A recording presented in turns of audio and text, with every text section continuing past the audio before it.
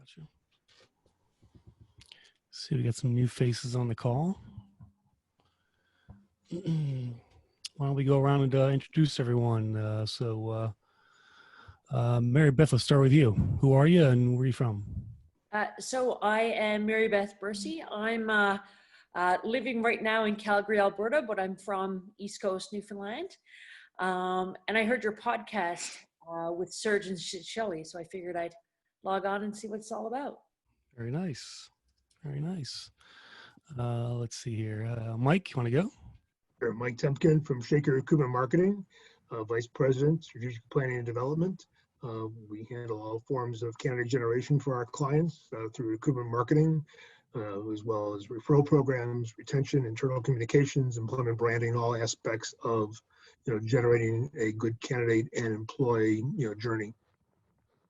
Awesome. Adam, quick word. Yeah, sure. I'm Adam Gordon. I am in Glasgow, in Scotland. I'm co-founder and CEO at Candidate ID, which we describe as talent pipeline software. It's an automation product. And yeah, it's my second time on the session. Looking forward to talking again. Let's see, Simon, on you go. Hi, everyone. I'm at the other end of the world to Adam. I'm in New Zealand, and I'm having breakfast right now. So, bit different, but I'm co-founder and CEO of QJumpers, a recruitment software platform. We're in New Zealand and Australia, and also got an office in Texas. Texas, all right. Ranjith. Hey guys, I'm from Fairfax, Virginia, from RecTech Group LLC, which is recruiting and staffing. I'm the president. So this is the second time I didn't show up last time, so I wanna see everybody. Okay. Welcome, guys. Nice to meet you all. Nice to meet you. And looks like Kevin and Vanessa are, well, Kevin's there. Vanessa left, I guess. Kevin, you want to say hello? Tell us who you are. Yeah, hi, I'm Kevin Cruz. I'm a trainer recruiter in Chicago. Awesome. Awesome. All right, guys. Well, thanks for coming today. Appreciate you taking some time out. I don't know if you had a chance to kind of look at the agenda I threw out there recently. I just threw it on the Zoom meeting. So we'll kind of run through that and talk about whatever else you want as far as the industry goes. Anybody looking for work at this point in transition, also feel free to throw your LinkedIn URLs in the chat there so you can connect with each other. Let's see here. So first up on my list was kind of giving a jobs update. Last time we had on Toby Dayton from LinkUp. This week I'm kind of going to read something that LinkedIn published, which I thought was interesting, from their Hiring Labs blog. I'll throw the link in the chat here. There's the link. You can follow along. So the title of the report is June 2020 Jobs Report. Ominous signs beneath the headlines. So as you may or may not know, we had a report of 4.8 million jobs created. But apparently that was only for, I guess, the first half of the month. My first thought on this was, why can't we get a better jobs report?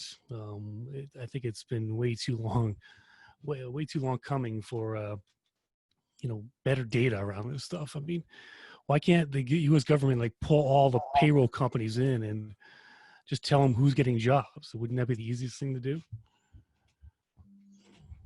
Anybody got thoughts on that? I'm really interested in the data. Is like, does everyone think that is accurate? Are there 4 million new jobs being created in America, and what is that compared to? It seems wrong to me. That's a good question. It's a survey done. I don't know the whole way they go about it, but it's not. I guess it's kind of a voluntary survey overall. But let me just read to you some of what Indeed says here. Almost 5 million jobs were added, but the pace of job creation is almost certainly not going to keep up. The damage done to the labor market is still staggering, with employment still 10% below February's numbers. Yes, the unemployment rate might have declined, but workers are still losing jobs, and signs point toward more and more of these losses becoming permanent. Let's see here. While it's great to see job growth in the sector that was directly in line with the coronavirus, leisure and hospitality employment is still 29% below pre-pandemic levels. With cases spiking and businesses potentially closing once again, these gains may be not sustainable going forward here. And we've certainly seen that in some states down south overall. It also says in June, 7.5 million workers lost a job despite overall employment going up. That number is going down from May, but still 10% higher than the peak during the Great Recession. An increasing share of these workers are moving directly out of the labor force when they do lose a job, suggesting that these job losses are more than a temporary layoff. I saw some stories this week about, a lot of these jobs are not coming back. So I want to get the group's Alonso, no se thoughts puede on entregar acá mientras que estoy trabajando, ¿ya? what are the group's thoughts on just some of these jobs never coming back. Do you guys have any thoughts around that? I think it's very likely a lot of companies are going to use this opportunity to thin the herd. It's a pretty horrible way of putting it, but everybody knows what I mean. And also restructure the jobs where they're maybe not been adding as much value as others. But on the other side, I think that they're probably going to, a lot of non-tech businesses are becoming tech businesses and creating tech jobs. So I'm going to be, my kids are quite young, but if they were 10 years older, they were in their mid-late teens, I'd be encouraging them to get into tech straight away. Yeah. Mike, what do you think? You've always got a lot of job data you're sharing. Well, I agree that I think that this is giving certain companies an opportunity to reevaluate their workforce as they reevaluate their business model. Some may be moving in directions they had not expected and will be making adjustments in their workforce that they had not anticipated. Now, are relooking at what's going to be feasible. I think that certain jobs will not return, if only because in certain industries there's going to be, at least in for the next few years, a lack of employment because of a decrease of companies that are functioning. And so therefore, I think as far as the change of skills that will be pursued, companies that maybe were reluctant before to make adjustments in the skills that they had within their workforce, and now they're adapting to certain changes that they're foreseeing that's going to be necessary for them to remain productive and profitable. So those adjustments are going to happen. I wish I was smart enough to be able to say specifically which they'll be. I'm confident enough to say that I think that yes, digital components, e-commerce, other functions of remote working are going to be advantageous, at least for the next few years. And then possibly there'll be a readjustment, almost like the swinging of the pendulum. Yeah. But I don't anticipate that quickly for various reasons, both economically, as far as the durability and cash flow of companies, as well as possibly the timetable that will be necessary to really for the country as well as the world really to be confident that this virus is manageable, be it a vaccine or otherwise, and for that matter other possible pandemics that may be taken more seriously now, and because of being taken more seriously with more precautions, possibly will not be as detrimental as this appears it's going to be. I think that as far as the numbers that are coming from BLS, and of course, look at the others, from ADP, et cetera, even for that matter, looking at other, components that are out there, the unfortunate aspect of the jobs in the last 2 months have been, not high-paying jobs, not high-skilled jobs that have come back, and for that matter, probably not long-term jobs. First of all, some of the positions, restaurants, et cetera, retail, these are not positions that, are basically in the best of times, high retention jobs, a lot of turnover. And at this point in time, because of companies, basically opening and then closing again, I think we're going to see a change in the next job report. This past job report, like every job report, ends. I'm sure everyone in this room knows this, but it ends on the 12th of the preceding month. So all we saw was a picture up to June 12th. And of course, it was after June 12th in which, basically the mayors of various cities started, pushing back from, what had been imposed upon them by the federal government and by some governors. So I think that unless there's something that happens in the next 4 days between now and July 12th, that is, a positive influx of new jobs, new companies opening up, it's not going to be good.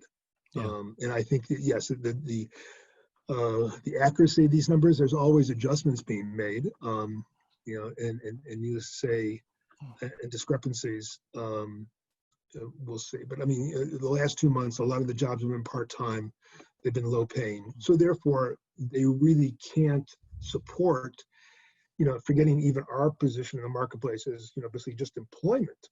They really can't in any way impact the economy. They're not creating disposable income. Yeah. So, which of course disposable income creates economic activity, which creates more jobs, which then impacts us and puts us in a place of being able to help companies basically hire more people in a more efficient manner. I want to ask Adam and Simon specifically, you guys are vendors in the space. I mean, how do you think coronavirus is going to affect businesses long term here in the HR tech space overall? Do you have any thoughts on that? Go for it. Okay. I mean, we're already seeing it's a lot harder to get in touch with people now. Initially, it was easier. Everyone was all excited about Zoom and they didn't have much else to do. So they're getting on all these meetings. But now it's getting harder to contact people. I don't know what's happening, but it's like people are reevaluating their situation. I'm wondering about the future of jobs in the States. What is it going to look like? And I think all of HR is looking at that too, the future of jobs. What is it going to look like? How many staff do I need? Where will they be? How many hours do they work? What systems do I need to manage this situation? And some people are making good use of the time and looking at new technologies and implementing systems that can help where they see their businesses going. Others are just putting their head in the sand and ignoring it and hoping that this thing is just going to blow over and they're not doing anything, just waiting for it to pass. And we've seen more of those people recently. I don't know about you, Adam, but it's like the last month has been harder to get in touch with people. And I'd be interested to see what you all think is happening over there. It's like, is it now a sudden realization that, hey, shit, this COVID thing is serious? And is it changing their mindset? We're finding people are looking for different things. They are looking for different technology, and that whole remote working and collaboration and automation are things they're looking for, but there's less people looking for them at the moment from what I see. So I'd be interested to hear from Adam and on how he sees it. So I've got a slightly skewed vision from my perspective, and that is my customers are almost all in STEM industries.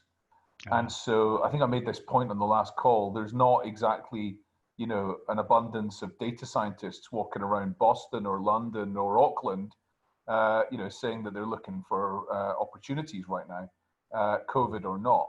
And so, that just keeps going. And yes, of course, companies like maybe retail businesses who were hiring data scientists and might maybe got, slowed all hiring across the board. But on the other hand, mainstream tech businesses, nothing's really changed.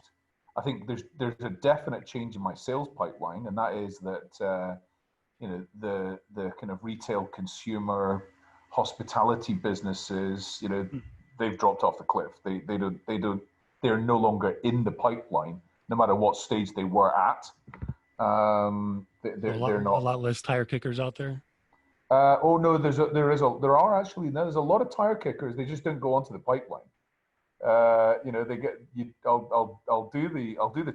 Instead of an hour's meeting, I'll do a 20-minute meeting with them to establish what they're actually doing. But I think for recruitment technology in the medium term, meaning the next 2 years, this will accelerate adoption, but I don't think it will this year. I think that this is going to be a year of procrastination and stagnation on selling sophisticated recruitment tech solutions, but there's a lot of businesses looking and planning.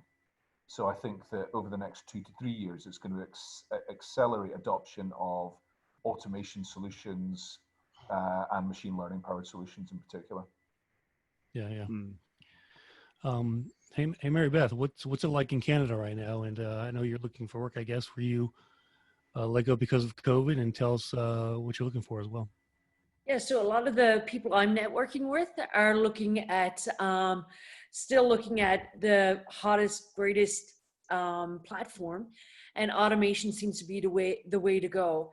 So right now, looking for people for implementation of new automation systems, and then that will reduce staff in the future.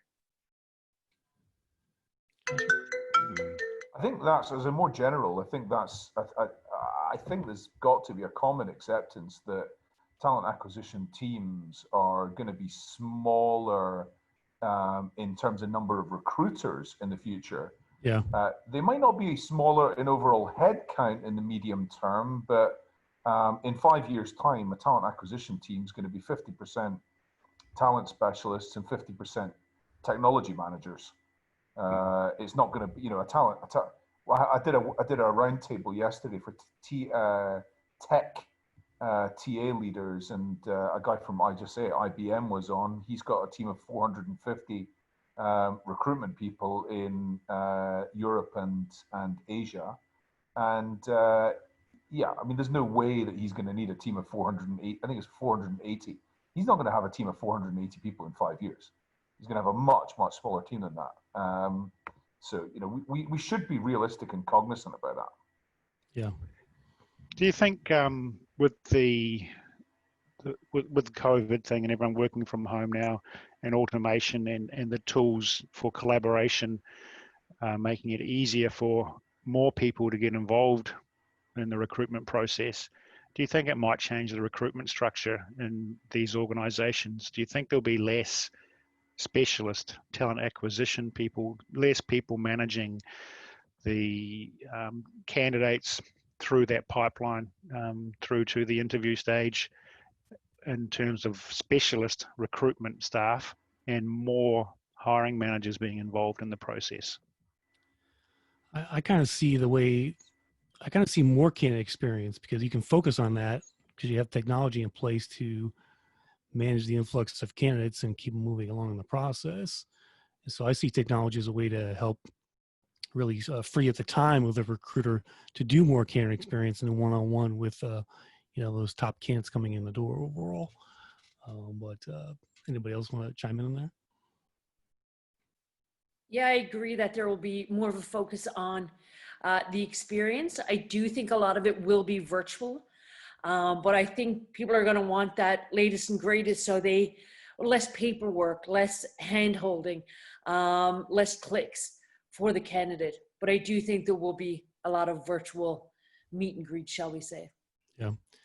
Speaking of remote, my next topic is about remote jobs. So I saw a thread in some Facebook group, and the person was a Lever customer, Lever, the ATS, and they were complaining about the fact that Lever has no kind of support, quote unquote, for remote job listings. when you go in there and put those, some kind of field in there for that. And so the workaround was basically you got to put it in the title and maybe also in the body of the description overall. So I don't know what you guys, but I think this is a big issue no one's talking about. That's pretty prevalent out there with many ATS vendors. I know LinkedIn recently made a move, might have been last year, to support remote. Like in a keyword search, you can actually do a keyword search and use the word remote in the location box. I think Indeed was doing something with hashtags recently. Mike, you might know more about with some of the job boards you work with, but any thoughts there around this problem out there and how we're going to fix it? Oh, your mic's off, Mike. You're back on there. No, I think they're all, basically looking at different ways of going about, creating, basically content that, is some way situated outside the clutter, which probably is something that should have been done anyway. And I think that, there's been no, basically perfect model, found yet. But definitely, making, certain messaging, more visible to possibly people who aren't really looking for the job, but at the same time targeting people who are definitely qualified for that messaging to receive it. That is, I think, a goal for most job boards through either, basically their websites or through email targeting, but to definitely make the distribution of jobs, more efficient, and definitely, for the clients and for the candidates to, make it more engaging. Yeah, I feel like we need an industry standard around this. I know Google came out with something for their data scheme a couple years ago around this, where you put telecommute as the term they use. I know on LinkedIn it's remote is the field entry there, but I think we need an industry standard wide out there for every ATS. Here's how we're doing remote, guys, right? But Right. it's probably never going to happen. Right. From the technology point of view, as an ATS provider, we struggle to with this point because some job boards are doing it and some aren't, and so we connect with all the job boards. And so if within your ATS, if you're listing a location, it's got to connect with a location on the job boards. If we've got remote and the job boards don't, then we get error back from the job boards. So there does need to be an industry standard and a way for all the job boards to connect.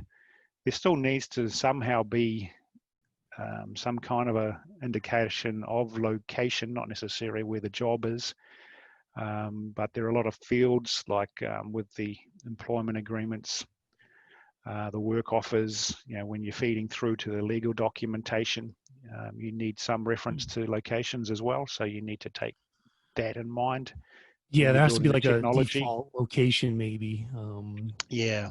For many cases, but I should think that basically the remote component is just one of many, as you were just saying, one of many attributes which really needs to be identified to make the messaging more personalized and the delivery, more efficient. And therefore, yes, there should be a standard across the board that, some associations should definitely be able to organize and, basically implement. But it should cover, other aspects besides just, today's hot, button of remote work. Yeah, definitely. Sorry, this is Guillermo. I'm the Guillermo, president. Yeah. Hi, Chris. I'm the president for Mexico of Horton International. We are one of the global headhunting firms out there. Okay, nice to meet you. Nice meeting you guys. I would add, as I put on my chat, that you would have to first start with assessing how remote work readiness is your team, as your team. You might have members in your team that are naturally fit for this, and you might have other members that aren't. And that could be an interesting tool, whether if you are downsizing to see which ones you want to downsize first, or a great tool to find out if there are good elements in your team that aren't ready for remote work, so you can attack proactively the situation before it gets out of hand. Yeah, and I think it's you know, I've heard, I saw one study recently saying 1/3 of all jobs are going to stay permanent that are, you know, were technically speaking full time before, but this whole new remote job listing is something that it's going to be with us for quite a while, and I just see more issues coming up around technology in terms of how you define that type in the database and help people search for that stuff. So it's going to be interesting. It appears that by 2025, 50% of the global workforce, corporate global workforce, is going to be remote work. Yeah. Yep. How's it going in Mexico? Give us a quick update on what you're seeing with COVID and jobs and stuff. And the earthquakes and the terrible president and a government that lies on the numbers. You know, we are the winners on surprises. So it's terrible. Yeah. Terrible. The situation here it's really bad. Yeah. Gotcha. All right. Well, let's talk about Amazon, guys. So have you all seen their new commercials out there talking about their life at the warehouse? Everybody say, you say no. Adam, have you? Nope. Okay. I'm going to play one of these. I got it queued up here. I'm going to share my screen. So the point of all this is that Amazon is fighting back on their employer brand, and they are pushing these commercials everywhere. I see them all the time now. I watch a lot of TV because it's pretty much all I have to do all day other than work. And they're pretty good commercials. They did a really good job with these. Some of them tug at your heartstrings. They're very emotional. And they paint a pretty rosy picture of life in the warehouse and the jobs they're creating overall. So I have to believe, as I share my screen here, that this is going to work as far as changing the messaging out there. So can you guys see the screen here? So this actually has no sound, so it should work on getting the call, and it's captioned. And the reason is because Ricardo is deaf over here. So let's play this, showing the one of the warehouses. And there's Ricardo. And his name is Ricardo. It's got some stuff going on here at work. He scans and inducts packages at the warehouse. They do staging. They pick routes. If I ever need anything, he says, in sign language, or want more experience, I just ask for it and they'll train me, he says. And he lives with his 1-year-old daughter, so they're making sure to show kids in their pictures, which I think is interesting. Family to me means love, he says, caring, sticking together. Always love first, right? So it's important that he provides for his daughter and values his work. He's essential for the country to keep moving forward. So there you go. What do you guys think?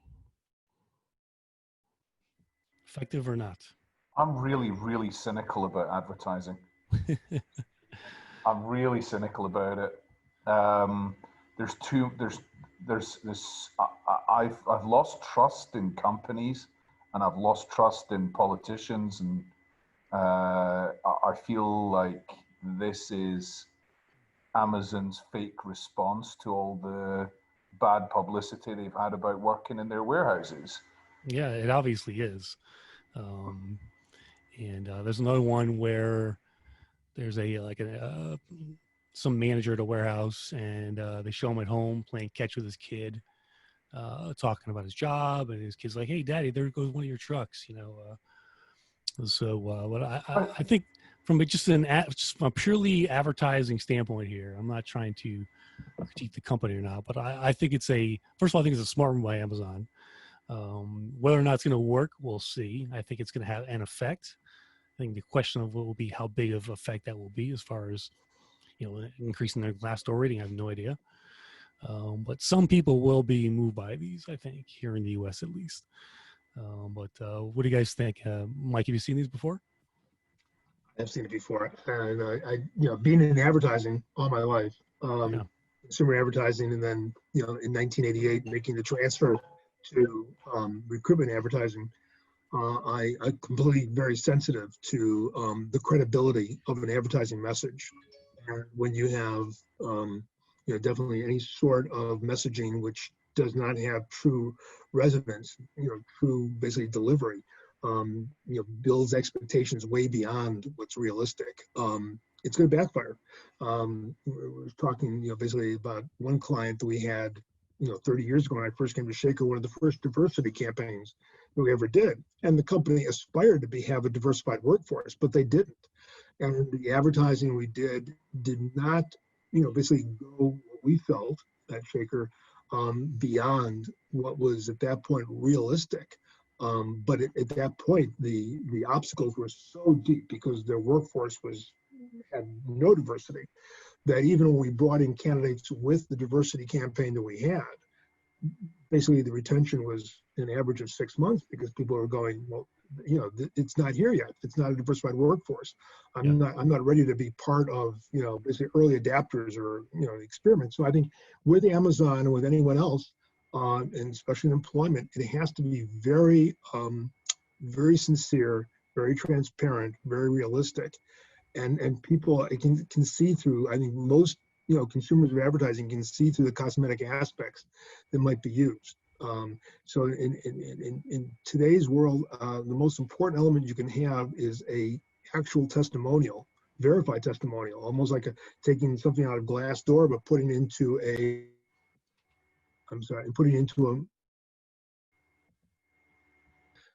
mainstream media. But that's I think imperative.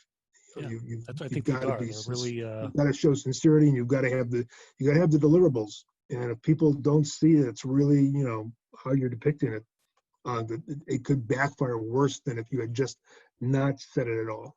Yeah. So I was going to ask you, Mike, do you think in this case it's worse for them to do adverts and have people think it looks a bit fake, or to do nothing?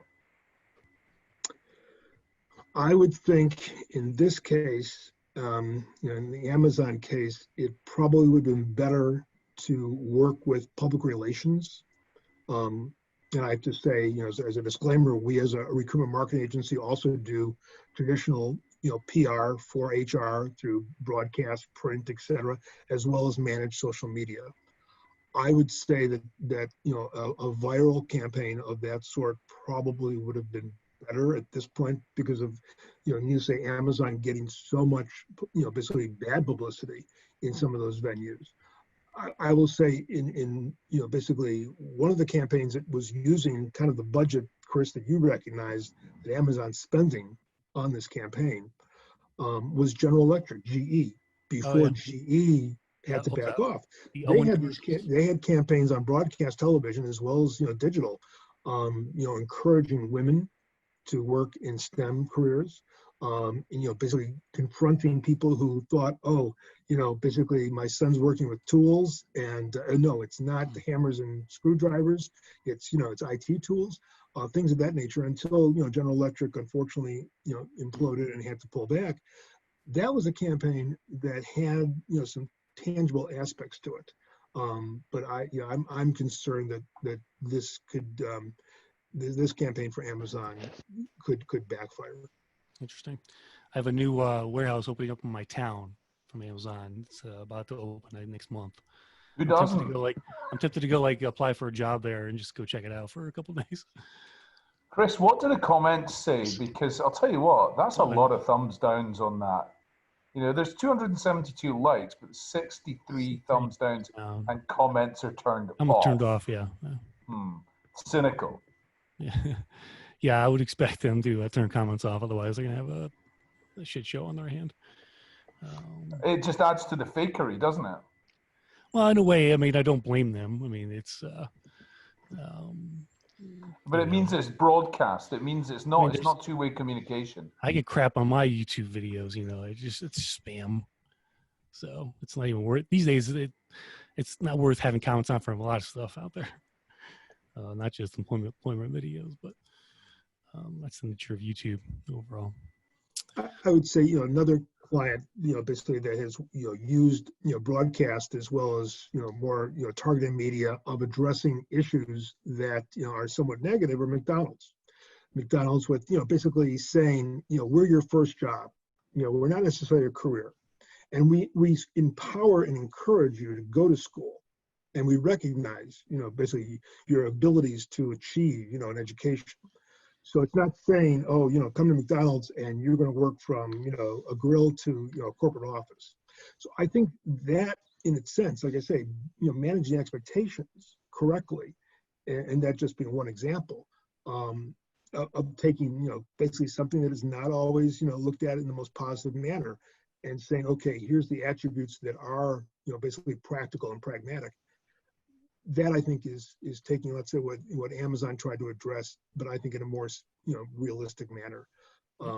Yes, I mean, the Amazon campaign tries to pull at your emotional, shirt tail, coattail, that's my father's helping getting that product to their house, that sort of thing.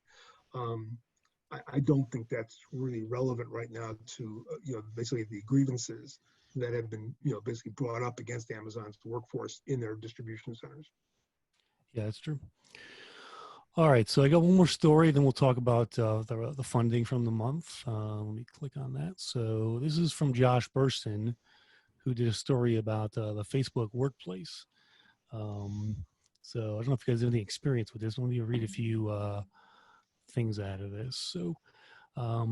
So yes, he says there's Microsoft Teams, Slack, and hundreds of other collaboration and learning tools for HR, but Workplace from Facebook is different. It's easy to use. It's totally mobile ready and has so many advanced features for collaboration, video chat, and sharing it immediately becomes useful to employees. And the company is focused on the needs of HR, he says.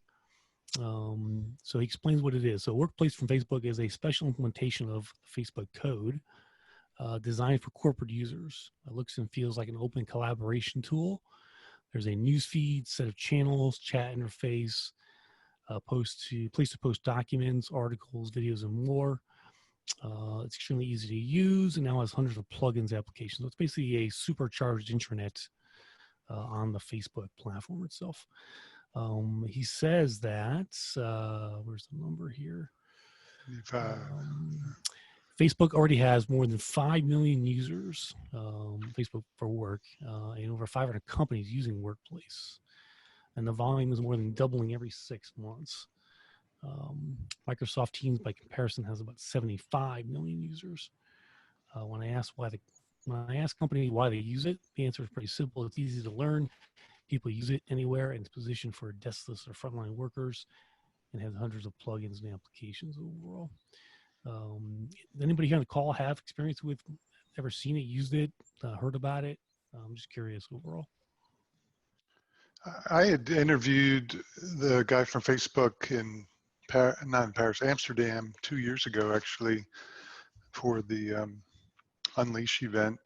They were just rolling it out. They had a booth there, but it sounds like, I mean, obviously they have the platform with a lot of the tools in place, and what they did was provision privately for companies, so you don't have to mix your personal account with your business account. So frankly, it's like Salesforce Chatter or pretty much any other, kind of provisioned place where you can go collaborate.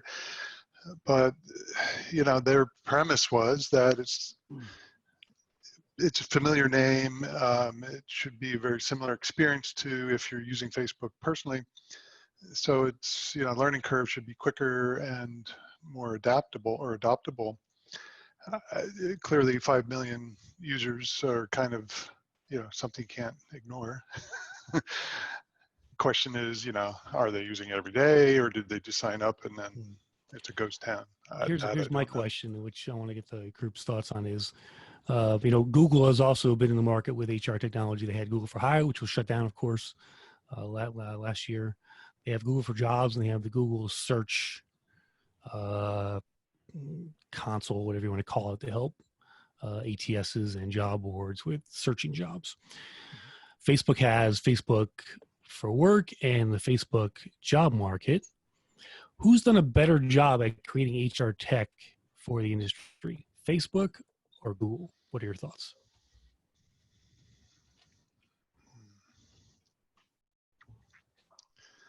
I'll tell you mine first if you want. I think Facebook has. Yeah. Well, ironically, what I heard from others about it is that, well, they have these plugins or whatever, that ecosystem, which is, of course, my world is the collaboration between the vendors. They have a programming overlay or something similar to what Salesforce and these other platforms have.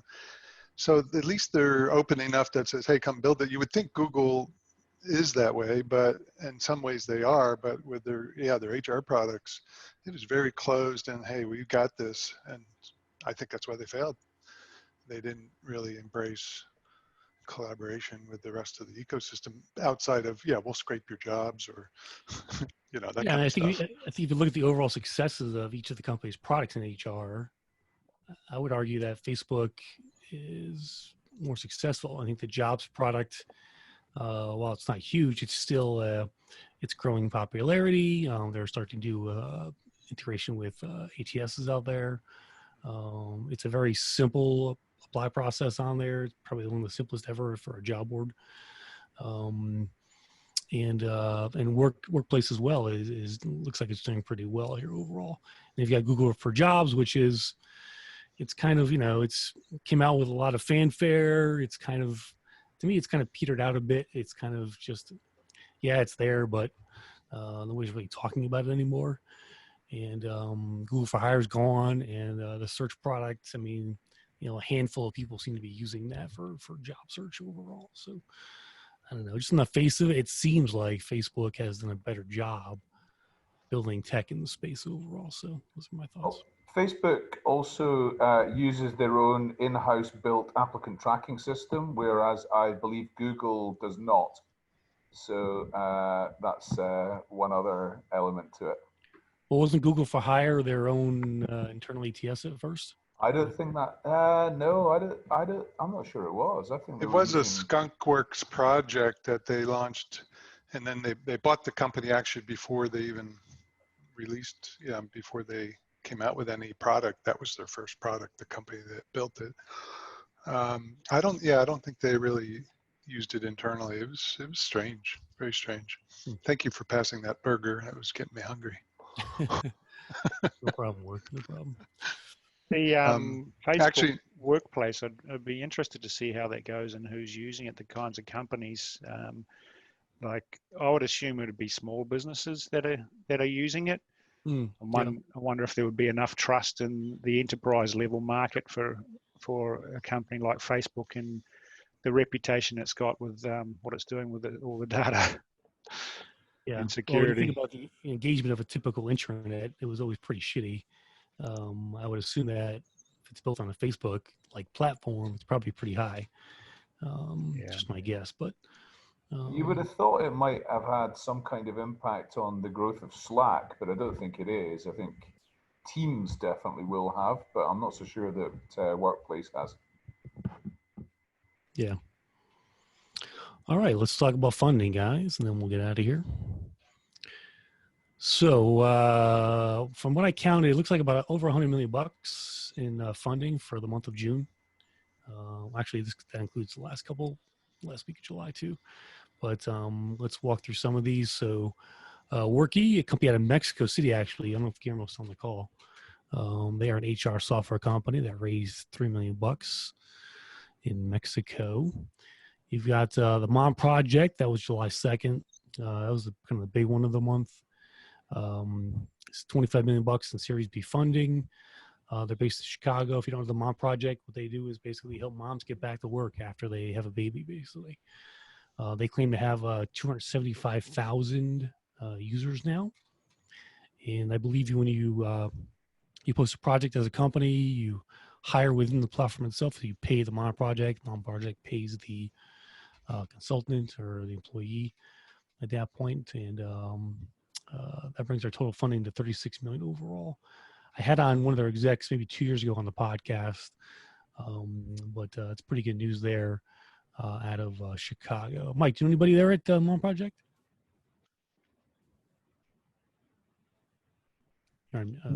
Just beginning to basically, introduce ourselves to them. They definitely saw this, basically funding, and definitely want to learn more about them. Hey, Mike, when you talk to them, can you ask them if we can clone their platform and make the dad project and then raise 20 million bucks? It'd be awesome. There's a whole series of women-focused job markets, whatever you want to communities. I know, right? I'm feeling left out. You've got Chief, who just got 15 million bucks. There's a few other ones too, women in tech.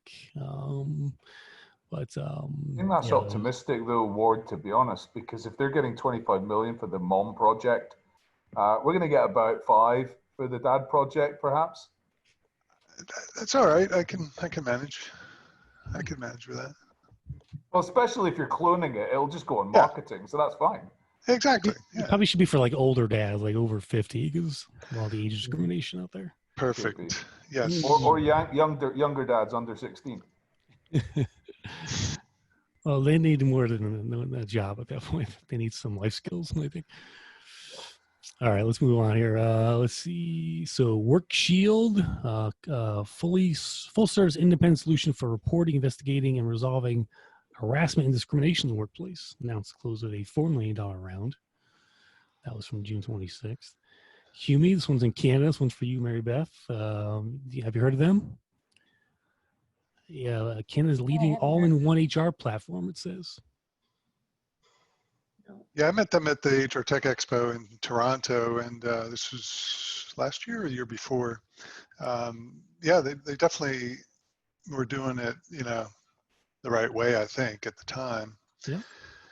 We'll see how much they provide grow. SMBs with HR, payroll, and benefit solutions, and they raised $15 million in Canadian dollars overall.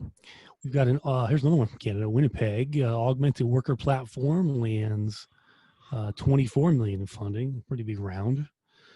I'm going to say this right, Libstream, leading provider of augmented worker enterprise solutions, announced a $24 million Series D capital from new and existing investors. Series D, wow, that's a big one. They must have been around for a while. Overall, Steady, which is a platform solely for a focus on advising and advocating for workers seeking stable income. So this is kind of for freelancers. Raised $15 million back on June 16th. These guys are interesting. They let me read some of the press release here. And actually, Recruit Holdings was part of the announcement there. So company that owns Indeed has invested in Steady.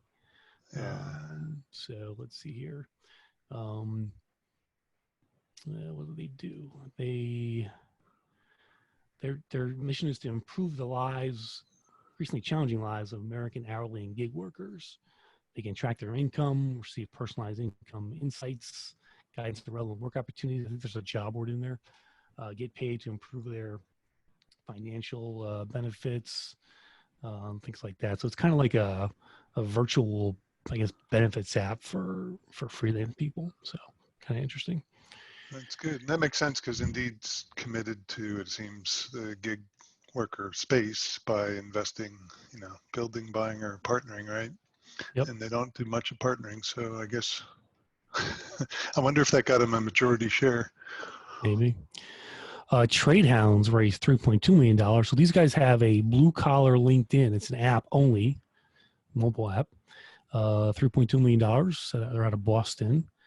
And I think the release said they had about 150,000 people on the app. So of essentially construction workers and people like that. I think that's kind of cool. I think you're seeing little niche marketplaces like this pop up, and I think they've got some traction already. Looks like, I got $3 million to help build that out as well. So you've got companies like Jobcase out there, being called a blue collar for LinkedIn, or LinkedIn for blue collars. This is kind of a subset of that, I guess. And Jobcase out of Boston too, right? Yeah. Yep. I don't know if they're related at all, but Not yet. Until Bullhorn buys them both.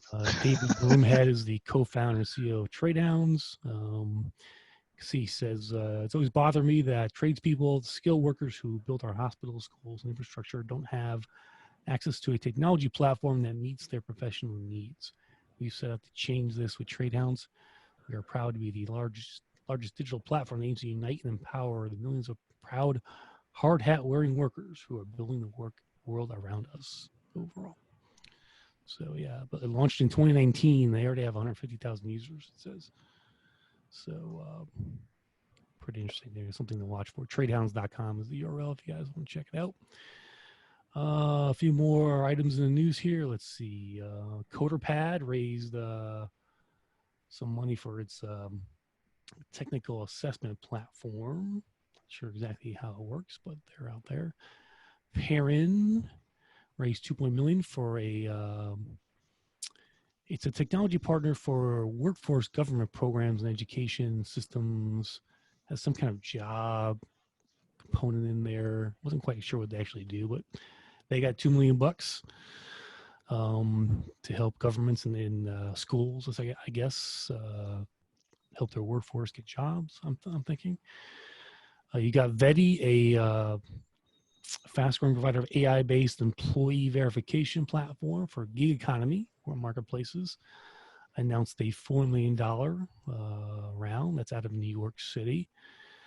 And last but not least, Bonusly on June 1st got $9 million for their employee recognition platform, and they are at a Boulder overall. So that's in a nutshell what happened during the month as far as funding goes. So it's definitely been a slower month as far as news goes, but $100 million in funding, I mean, that's something to sneeze at, I guess.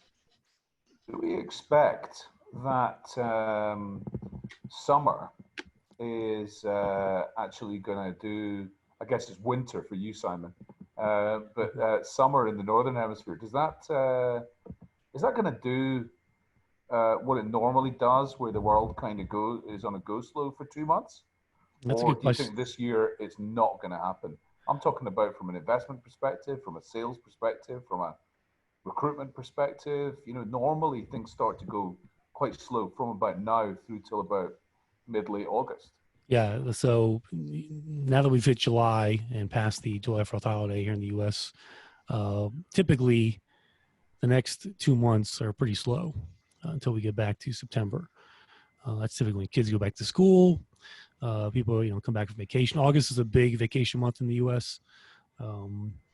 Last week, was it last week? Maybe the week before. I didn't do a news update. I usually do them on Fridays.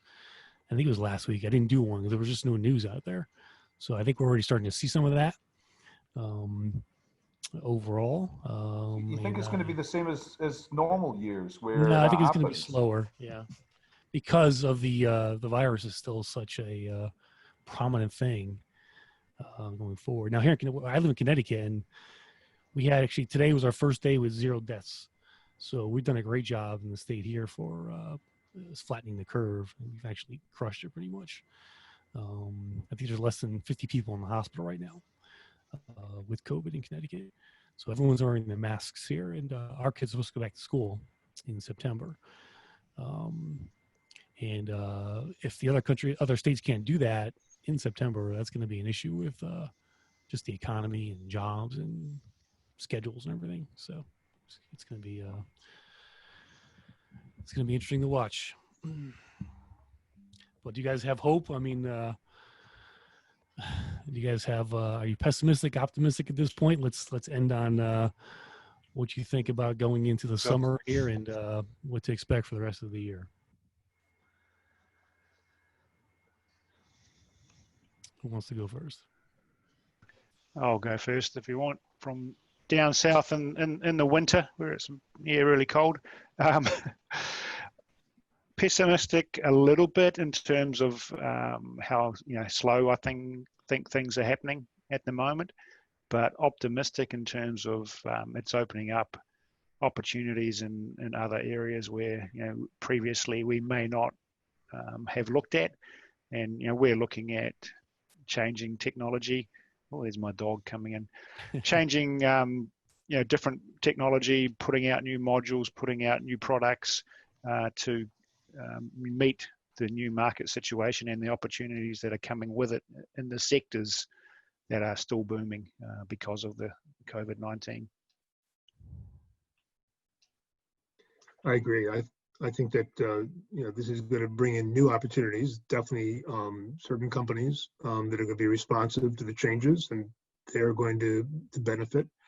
And there's going to be some companies that can't respond or can't be flexible enough, or weren't managed well, and because of that, they don't have the financial resources to basically sustain capacity and productivity during this period of adjustment.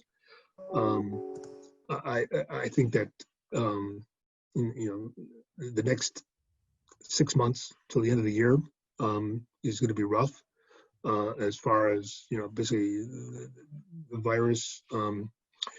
Basically, it's still in certain states definitely not as smart as Connecticut, not as successful so far as New York or even Illinois, where you're just seeing horrendous upsurges. And I'm sure that as people travel, unless there's restrictions on travel, that is going to continue.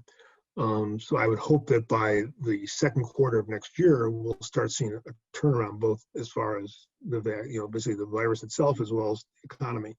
And the companies that definitely make these adjustments are going to definitely do very well. I think that by the second quarter of next year, companies that are definitely, in industries, not necessarily companies, but industries that are, definitely, in insufficient, position, are going to get support from the government. I would say that, this is not basically, I would say, it's not 1932 again specifically, but it's similar to, what happened between 1929 and 1932. And I think the government's going to have to make some responses, as they did, to support companies as they did back then. And that won't happen until next year. Yep. All right. Anybody else want to chime in? Otherwise, we can call it a day. I think we'll see a huge not return, but I think we'll see a lot more startups than we used to. And there used to be a lot in my book, just because all these people laid off, like recruiters. I mean, right now there's probably 500 recruiters building the next ATS, right? And, in 2-3 months, you're going to start seeing press releases. Hey, the best thing since, whatever. So I don't know how that's gonna change. Well, I'm saying it's inevitable, because what do people do? They either go back to school. If they can't get a job, they go back to school, or they try building something, and at the same time, we're going to see I'll use the unpleasant phrase "thinning of the herd" earlier. We're going to see a thinning of the herd in talent acquisition technologies as well. Oh yeah. Go through Talent Tech Lab's ecosystem, and scythe off about 3/4 of it by December. True. As imagined, because a lot of companies will get bought. They'll get bought in a bargain basement. A lot of them. Yeah, I do think it's just some acquisitions out of this. Yep. Absolutely, yeah. A lot will get bought in a bargain basement, and a lot of them will exit the market. And to be perfectly honest, is the main, apart from the tech advantages they have or their market positioning, the other differentiator is going to be where they are in their investment round. Because if anybody that didn't get any investment by kind of March this year, they're going to run out by the next time they can actually get any investment coming in. That's true. Whereas companies that have raised in the first quarter, for example, they might be in a slightly better position to weather the storm. Yep. Awesome. Well, we're going to do the next one in September. We'll skip August. So it's going to be a quiet month, I think, anyway. So probably around September 2nd, maybe. We'll see. I'll post the link at some point. And Mary Beth, Mike Temkin, Adam Gordon, Ward Chrisman, Ranjith, and Guillermo, thanks for joining today. Yeah, thanks for doing this. Thanks for doing it again, Chris. See y'all. Nice to Bye. meet you. Guys, take care. Bye-bye. Stay safe. Stay well.